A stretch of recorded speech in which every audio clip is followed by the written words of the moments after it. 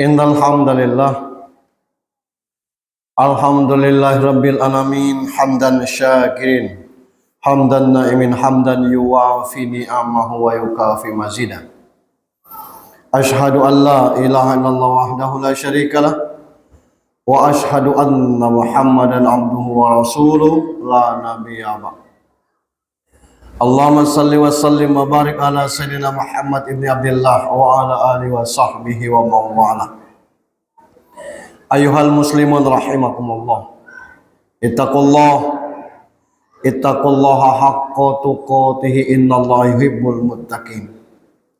Faqala ta'ala fi kitabihil karim ya ayyuhalladzina amanu idza nudiya lis-salati min yaumil jum'ah fas'au ila dzikrillahi wa dzarul bai'. Waqala ta'ala aidan wa may yashkur fa innama yashkuru li nafsihi wa man kafara fa innallaha ghaniyyun hamid. Shadaqallahu azim. Kaum muslimin sidang jemaah Jumat yang dirahmati Allah Subhanahu wa taala. Ada 3 komponen unsur dalam diri kita yang ketiga-tiganya perlu dikasih makan. Pertama, komponen jasmani. Makanannya ada 9 kebutuhan pokok kita. Andai kata terpenuhi gizinya maka kita akan sehat. Tapi jika tidak, ada kemungkinan kita kurang gizi dan akan bermasalah. Yang kedua, rohani. Rohani juga butuh makan. Sesuai dengan keberadaan rohani, maka makanannya adalah ibadah sesuai dengan syariat yang diturunkan oleh Allah, tertera dalam kitab-kitabnya dan hadis-hadis Rasulullah. Penjelasan lebih rinci bisa juga kalau tidak ditemukan dalam Al-Quran, hadis, ada ijma dan qiyas. Maka itu tidak aneh ada orang yang berangkat haji furoda, 1 orang 350 juta, berangkat suami istri 700 juta. Karena rohaninya butuh makan. Jadi tidak ada yang heran kalau ada orang dari subuh menahan diri dari makan, minum, dan segala sesuatu yang di luar daripada ketentuan Allah untuk berpuasa. Padahal makanan banyak, minuman banyak. Karena rohaninya butuh. Siang seperti ini mestinya kita tidur di rumah. Tapi hadir di masjid ini karena kebutuhan rohani. Dan yang ketiga adalah otak, akal. Makanannya adalah belajar. Banyak sosial media, banyak majalah, koran, buku-buku ilmu pengetahuan, termasuk peringatan-peringatan hari besar, tausiah agama, pengajian maghrib subuh, pengajian maghrib isya, atau kuliah subuh. Silakan saja. 3 komponen itu terpenuhi makanannya, insya Allah mengantarkan kita kepada ahsan at-taqwim. Alhamdulillah, kenapa kita hadir di masjid ini? Insya Allah kita sehat jasmani, sehat rohani, dan terpenuhi kebutuhan otak kita. Salam dan salawat untuk junjungan kita Nabi besar Muhammad sallallahu alaihi wasallam. Kaum muslimin sidang jamaah Jumat yang dirahmati Allah Subhanahu wa taala. Tidak mudah menjadi hamba yang bertakwa, tapi setidaknya mampu mengerjakan apa yang bisa kita kerjakan. Itu sudah terindikasilah kita orang bertakwa, karena memang begitu kemampuan kita. Insyaallah terus belajar, terus untuk berbenah, terus memperbaiki diri kita, semakin tawadu dan bertakwa kepada Allah Subhanahu wa taala. Hari ini kita membahas hidup mencontoh dari sifat air. Kaum muslimin sidang jamaah Jumat yang dirahmati Allah Subhanahu wa taala. Meskipun lahir serentak, lahir kembar, lahir 1 hari, beda jam, kemudian kita juga diturunkan dari rahim yang sama, meskipun tidak serentak lahirnya, tetap ada perbedaan. Malang mujur, sakit sehat, senang susah, Allah pergilirankan masing-masing pada kita. Tugas kita adalah bersyukur. Wa may yaskur fa innama yaskuru li nafsi. Kalau kamu bersyukur, syukur itu untuk kamu sendiri. Macam mana cara kita bersyukur? Kita pelajari ada 4 sifat air. Barangkali ini bisa mengantarkan kita menjadi hamba yang bersyukur. Yang pertama, air tidak berada di satu tempat saja. Maknanya begitu pula dunia tidak pernah menetap dalam satu kondisi. Kondisi kehidupan dunia selalu berubah-ubah dan bolak-balik. Kadang kita senang, kadang kita susah, kadang kita sakit, kadang kita sehat, kadang kaya, kadang-kadang lebih lama miskin melaratnya daripada suksesnya. Yang demikian Allah sindir kita, wa asa an takrahu syai'an wa huwa khairul lakum wa asa an tuhibbu syai'an wa huwa khairul lakum. Boleh jadi yang kita anggap buruk justru baik di sisi kita, dan yang kita anggap baik justru buruk di mata Allah untuk kita. Inilah permainan dunia. Kondisi hidup ini berubah-ubah. Kita ketemu zaman yang paling beruntung. Mulai dari tinta stensil untuk mengprint soal-soal sampai ketemu dengan mesin ketik, sekarang ini sudah dengan teknologi digital luar biasa. Orang belanja tidak perlu membawa uang, cukup dengan scan barcode sudah selesai. Luar biasa itu zaman kita. Artinya dunia ini berubah-ubah, tinggal kita menyesuaikan. Yang kedua, sifat air itu mengalir lalu menghilang dan habis. Begitulah dunia. Dunia ini fana, akhirat itu baka. Yang namanya fana akan segera sirna, akan segera selesai. Tidak ada yang kekal di dunia ini. Jabatan, kekayaan, popularitas, keluarga, sebanyak dan setinggi apapun yang kita dapatkan, maka akan lenyap. Betapa kita belajar dari kasus-kasus kebakaran, kurang dari 1 jam habis. Berapa kita belajar dari kasus likuifaksi, 700 unit rumah tenggelam dalam lumpur pasir. Betapa kita belajar dari gempa, gedung yang setinggi apa runtuh, dan untuk membangun itu mungkin butuh berpuluh-puluh tahun kita membangun lagi. Dalam seketika kurang dari 10 menit sudah selesai semuanya. Karena memang tidak ada yang panas. Hidup kita pun demikian. Nah, kita kalau belajar dari sifat air yang kedua ini, hidup kita pun tidak akan lama lagi. Akhir-akhir ini, kenapa banyak sekali orang yang meninggal begitu mendadak? Satu sisi bagus, sakit hanya hitungan setengah jam, mendadak meninggal. Tapi bagi yang keluarga ditinggalkan, shock rasanya. Ada yang kita tidak percaya karena barusan ngobrol dengan kita, tahu-tahu dapat kabar duka. Itu karena dunia ini memang tidak bisa selamanya kita. Jangankan kita, dunia ini sampai waktunya nanti juga akan kiamat. Yang ketiga sifat air itu, setiap orang yang masuk ke dalam air pasti akan basah. Begitu pula orang yang tinggal di dunia pasti akan terkena ujian, masalah. Dan Allah mengingatkan kita, wala nabluukum bisyarri wal khairi fitnah. Kami akan menguji kamu dengan ujian yang baik, ujian yang buruk. Hanya saja kita ini cenderung salah dalam memaknai.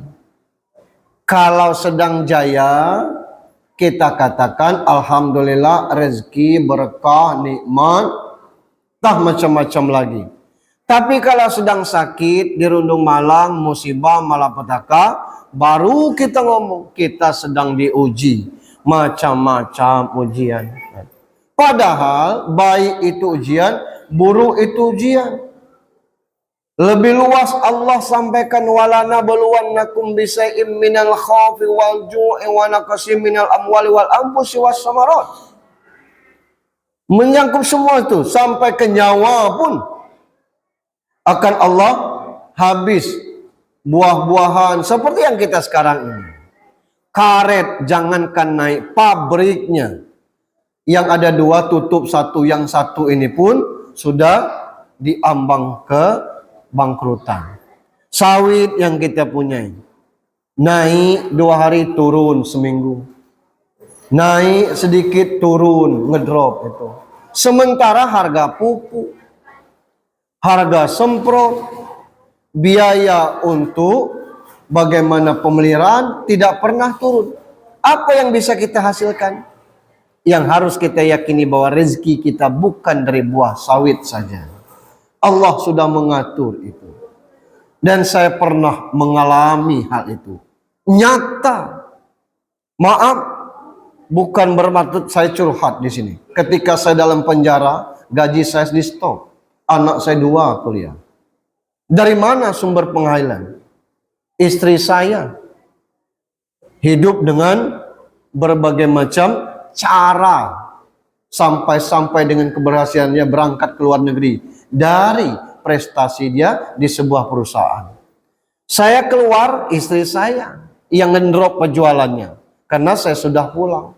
Saya nikmati betul seperti perjalanan. Itulah artinya kadar rezeki kita sudah Allah ukur sebatas-batas itulah.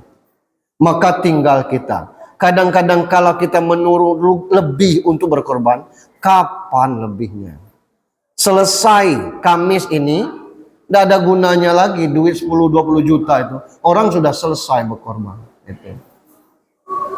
Kita berencana boleh, insyaallah tahun depan lah. Susah senang tahun depan untuk berkorban. Belum tentu kita hidup seminggu lagi. Belum tentu keuangan kita sebagus sekarang. Belum tentu kesehatan kita sepit sekarang ini. Menunda-unda seperti ini, itu susah. Bukan berarti kita memaksa untuk berkorban. Karena korban itu bukan untuk orang cukup. Tapi untuk orang yang paham berterima kasih kepada Allah Subhanahu wa Ta'ala atas rezeki. Allah juga tidak ngasih kita rezeki cukup. Allah ngasih kita rezeki banyak. Inna a'tainakal kautsar itu artinya sesungguhnya kami sudah memberi nikmat begitu banyak kepada kamu. Yang keempat, sifat air itu, air dengan kadar tertentu akan bermanfaat. Namun berlebihan akan berbahaya dan bisa membinasakan. Sebatas seteguk 2 teguk, obat menghilangkan haus. Sebatas segelas 2 gelas, nikmat. Karena memang ukuran perut kita sebegitu. Tapi kalau sudah beribu-ribu ton mililiternya, liternya, siapa yang berani menghadapi yang demikian? Kita bisa ikut terhanyut di dalamnya. Gedung-gedung roboh, kerbau seberat apapun diseret, mobil sebesar apapun ditarik. Kenapa? Itulah dunia. Jika kita merasa berkucukan maka bermanfaat. Namun kalau terus dengan kerakusan kita, kita akan tenggelam dalam sifat rakus itu. Biasanya diiringi dengan sifat tamak. Itu. Tinggal bagaimana kita mengaturnya. Kalau kaya, sesungguhnya kita ini sudah kaya. Tapi kalau ingin jadi konglomerat, tentu butuh perjuangan, pengorbanan. Tidak ada orang yang kaya mendadak. Biasanya karena orang tuanya kaya, pembisnis ulung, turun kepada anaknya. Anaknya lebih cekatan dari bapaknya, maka popularitas anaknya mengalahkan bapaknya, berkembang. Ada orang yang dengan kesungguhannya belajar secara cermat, akhirnya dari pelajaran itu dia mencoba untuk mengembangkan. Nah, di kita bukan tidak bisa belajar, tapi kadang-kadang regulasinya susah. Urusan-urusan ini susah. Untuk meminjam uang untuk usaha saja, kita diminta apa usahanya? Mau minjam. Bagaimana kita bisa menampilkan apa usaha kalau baru mau minjam ini, mau berusaha? Jadi susah kita di situ, regulasinya susah. Minjam 1 juta, 2 juta untuk apa? Kita ingin minjam ini puluhan bahkan ratusan. Butuh agunan. Yang kita punya motor. Kalau mau agunannya motor silakan. Tapi apa yang bisa kita dapat? 10-20 juta.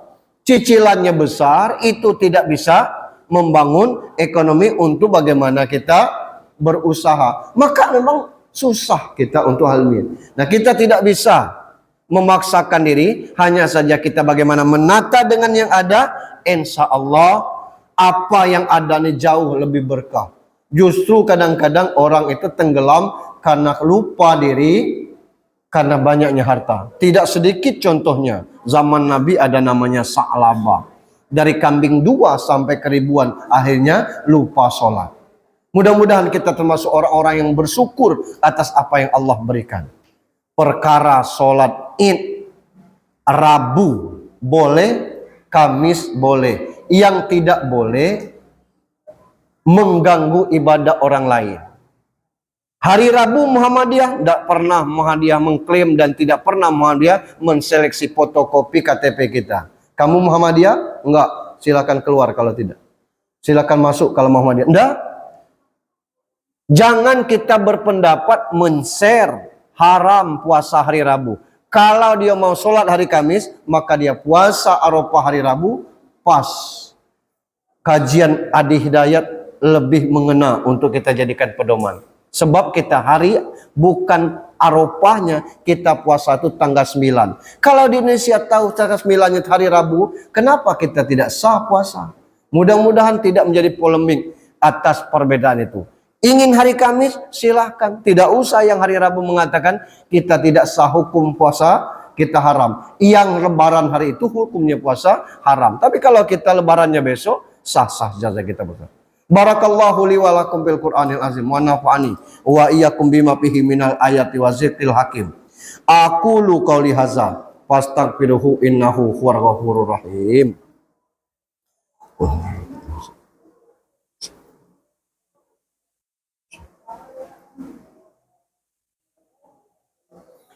Alhamdulillah. Alhamdulillahi nahmaduhu wa nastaghfiruh wa na'udzu billahi min syururi anfusina wa min sayyiati a'malina. May yahdihillahu fala mudhillalah wa may yudlilhu fala hadiyalah. Asyhadu an la ilaha illallah wahdahu la syarikalah wa asyhadu anna Muhammadan abduhu wa rasuluh la nabiyya ba'd. Allahumma salli wa sallim wa barik ala sayyidina Muhammad ibni Abdillah wa ala alihi wa sahbihi wa ala. Ayuhal muslimun rahimakumullah, ittaqullaha haqqa tuqatihi wa la tamutunna illa wa antum muslimun. Wa qala ta'ala aidan inna a'tainakal kautsar fasholli li rabbika wanhar inna sani'aka huwal abtar. Wa qala ta'ala innallaha wa malaikatahu yusholluna 'alan nabi ya ayyuhalladzina amanu sallu alaihi wasallimu taslima. Allahumma salli wa sallim wa barik ala sayyidina Muhammadin wa ala alihi wa sahbihi ajma'in. Allahumma ighfir lil mu'minina wal mu'minat wal muslimina wal muslimat al ahya'i minhum wal amwat wa yaqdi hajati bi rahmatika ya arhamar rahimin. Allahumma aslih lana dinana alladhi huwa ismatu amrina wa aslih lana dunyana allati fiha ma'ashuna wa aslih lana akhiratana allati ilaiha ma'aduna waj'alil hayata ziyadatan fi kulli khair waj'alil mauta rahatan lana min kulli syarr. Rabbana hab lana min azwajina wa zurriyyatina qurrata a'yun waj'alna lil muttaqina imama. Rabbana ij'alna muqimas shalah wa min zurriyyatina rabbana taqabbal du'a. Rabbana atina fid dunya hasanah wa fil akhirati hasanah wa qina azabannar. Ibadallah innallaha ya'muru bil adli wal ihsan wa ita'izil qurba wa yanha 'anil fahsya'i wal munkar wa ya'izukum la'allakum tadhakkarun fazkurullaha yazkurkum wa la dzikrullahi akbar wa hayya 'alas shalah.